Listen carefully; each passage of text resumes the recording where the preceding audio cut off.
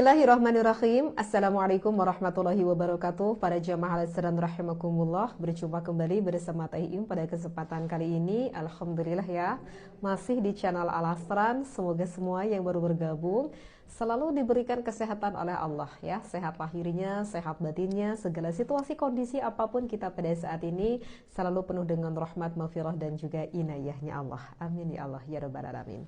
Kali ini Teteh membawa kitab Qurratul Uyun ini. Tentu ini adalah kajian pasutri ya, lebih spesifik berhubungan tentang rumah tangga. Apa kali ini yang ingin Teteh bahas? Baik, bismillahirrahmanirrahim. Bismillah, alhamdulillah, wassalatu wassalamu ala rasulillah. Para jamaah al-Islam rahimakumullah, kalau misalkan Teteh tanya, kalau misalkan kita pasangan suami istri mau melakukan hubungan biologis, lebih baik sebelum makan atau sesudah makan? Kenapa Teteh harus ada pertanyaan seperti itu? Emangnya itu berpengaruh ya terhadap kualitas nanti kita melakukan hubungan biologis? Oh, ternyata ada hubungannya. Apa itu hubungannya? Baik, karena di dalam kitab Qurratul Uyun ini, di sini Teteh ada suatu bait yang mana bait ini yang menerangkan akan wahdar, takut kalau misalkan kita melakukan berhubungan biologis atau kurang baik, misalkan kita melakukan berhubungan biologis di beberapa situasi tertentu. Baik, situasi apa saja itu Teteh? Baik, kita lanjutkan kembali ya. Eh, di sini kemudian dilanjutkan ada beberapa situasi dan juga kondisi kurang baik sekali kalau misalkan pasangan suami istri itu melakukan hubungan biologis. Jadi bahasanya wahdar ya, kita harus takut dalam keadaan situasi seperti ini ya. Di sini berupa bed, nazam, menggunakan baharojaz. Sepertinya sama Teteh kita nazamkan aja ya. Biar mengingat ketika masa waktu dulu Teteh ngaji di pondok gini ya. Baik, bismillahirrahmanirrahim.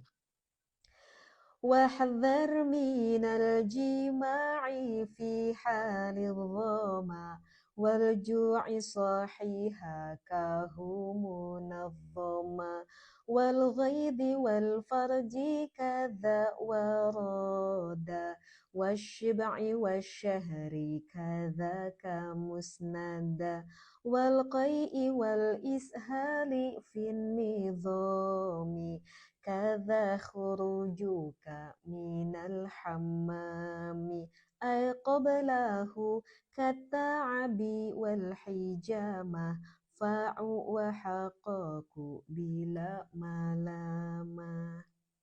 Nah, wallahu alam. Jadi artinya kita harus takut bagi pasangan suami istri kalau misalkan melakukan hubungan biologis di dalam keadaan haus gitu ya. Kemudian lapar banget perutnya. Terus apalagi nih, dalam keadaan emosi, marah, terlalu have fun, terlalu bahagia. Keadaan kemudian wasyib'i itu artinya syib'i itu kenyang, perutnya kenyang banget.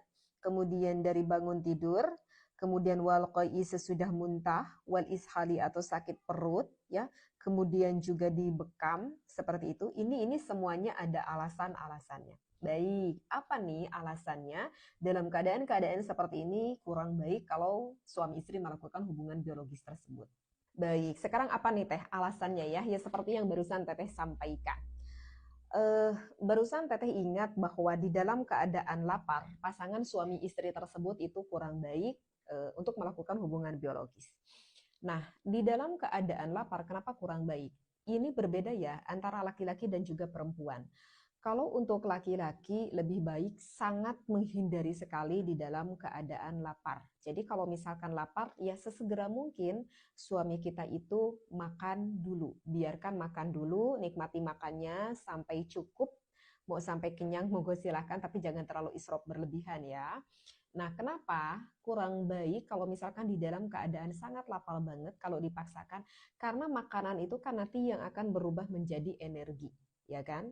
Dari makanan tersebut itu akan dapat mengalir ke seluruh bagian aliran darah bagi milik suami kita. Ya, akan berubah menjadi energi, energi tersebut akan berubah menjadi stamina. Bukankah bagi seorang laki-laki itu sangat dibutuhkan sekali power, akan sangat dibutuhkan sekali stamina ketika mau melakukan hubungan biologis tersebut. Dan tentu ini akan sangat berpengaruh terhadap nanti kualitas air sang laki-lakinya dan akan berpengaruh sekali akan orgasme suami kita tersebut. Ya, jadi kalau lapar silahkan makan aja dulu sampai dengan merasa puas. Nah, tetapi sebaliknya, justru kalau untuk perempuan itu kurang baik kalau di dalam keadaan kenyang, ya. Jadi kalau misalkan lapar bagaimana nih Teteh? Oke, silahkan lapar menikmati apa aja dulu, tapi kalau bisa jangan sampai makan sampai kenyang banget. Kenapa? Karena kalau misalkan perempuan, itu karena kalau perempuan dengan laki-laki itu hormonnya berbeda ya, itu dapat berpengaruh terhadap psikologisnya juga berbeda antara laki-laki dan juga perempuan. Kalau misalkan perempuan lapar, makan dulu, makannya tuh sampai kenyang banget. Ini ceritanya sampai kenyang banget gitu ya. Kalau sampai kenyang banget, biasanya si perempuan tersebut itu malas gerak. Biasanya malas gerak, kalau udah kenyang banget malas gerak, dan biasanya di 5 sampai ke 10 menit selanjutnya setelah beres makan yang kenyang banget, hawanya langsung ngantuk. Kalau misalkan hawanya ngantuk sama suaminya diajak, kira-kira nanti ibadahnya asyik tidak? Kalau menurut Teteh sepertinya tidak asyik ya kalau kita diajak sama suami dalam keadaan ngantuk banget. Nanti kira-kira ibadahnya kenapa Teteh tidak asyik? Kemungkinan besar tidak ada perlawanan. Maaf ya.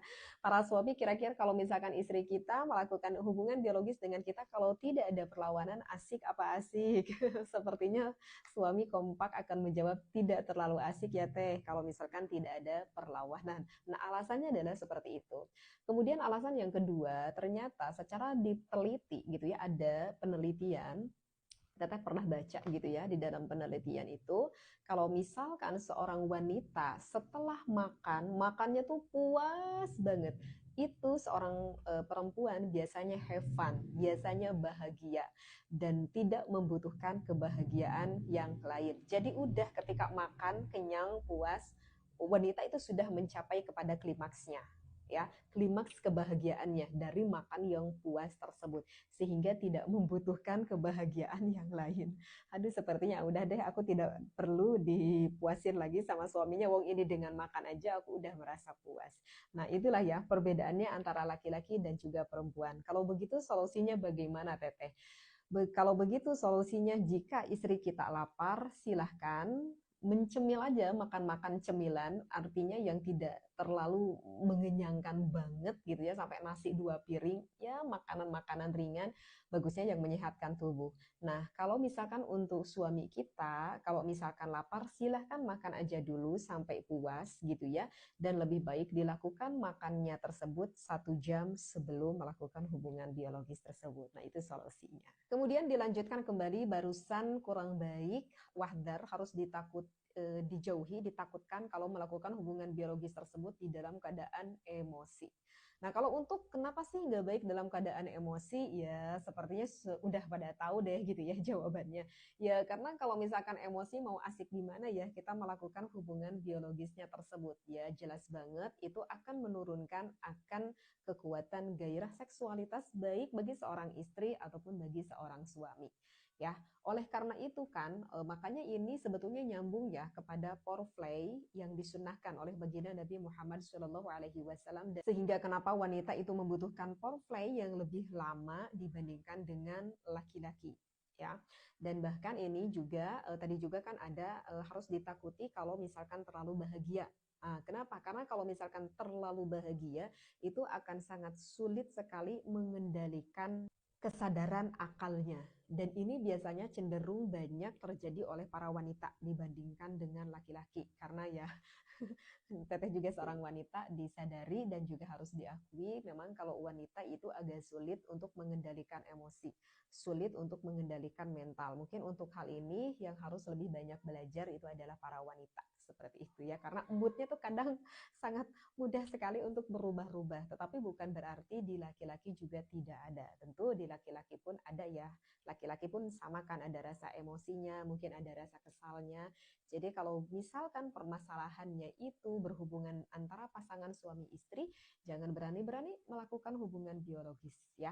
Harus diselesaikan dulu permasalahannya, tenangkan dulu hatinya sampai benar-benar tuntas gitu ya. Apa sih yang membuat kesal kamu ke suami, apa yang membuat kesal kamu ke istri, tuntaskanlah dulu ya, biar nanti benar-benar melakukan hubungan biologisnya tersebut, menikmati hubungan biologisnya nanti berkualitas dan tentu akan sangat berkesan ya.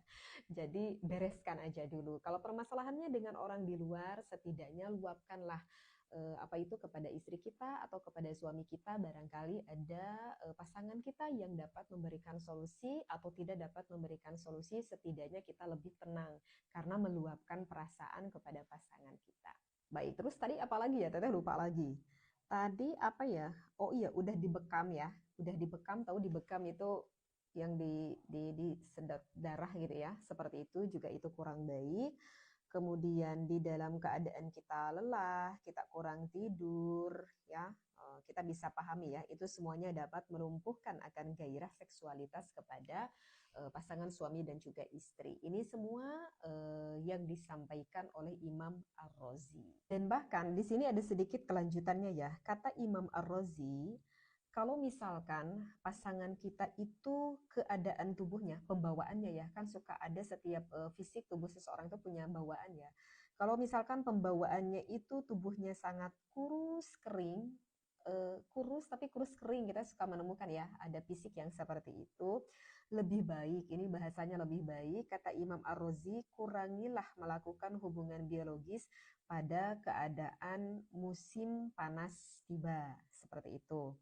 Kemudian kalau misalkan keadaan fisik tubuh kita yang mudah banget, apa ini bahasanya ya, suka mudah banget kayak menggigil, mudah banget kedinginan, mudah banget panas dingin gitu ya kondisi fisiknya, lebih baik dikurangilah melakukan hubungan biologis ketika musim kemarau atau mau pada hujan tiba. Dan kata Imam Ar-Razi, harus dihindari sekali melakukan hubungan biologis pada musim pancaroba, seperti itu. Alasannya apa? Alasannya kalau misalkan pasangan suami istri tersebut ingin melakukan hubungan biologisnya yang berkualitas, yang dapat mencapai orgasme pada tingkat klimaks kedua-duanya ya, dan agar mendapatkan kelahiran anak yang sempurna baik secara fisik, baik secara akal, dan juga mendapatkan benih yang baik begitu ya. Ini semuanya pendapatnya yang dikatakan oleh Imam Ar-Razi. Masya Allah, semoga ini referensi kitab yang Teteh bacakan di dalam kitab Qurratul Uyun ini, Teteh hanya sebatas membacakan aja gitu ya. Semoga ini semuanya dapat membantu, wabil khusus bagi pasangan suami istri. Semoga keluarga kita semakin harmonis, keluarga yang sakinah, mawaddah, warahmah, dapat berkumpul dengan keluarga yang kita cintai di dunia dan tentunya di akhirat kelak di dalam syurganya Allah. Wallahu a'lam wallahu muwaffiq ila aqwamit thoriq. Wassalamualaikum warahmatullahi wabarakatuh.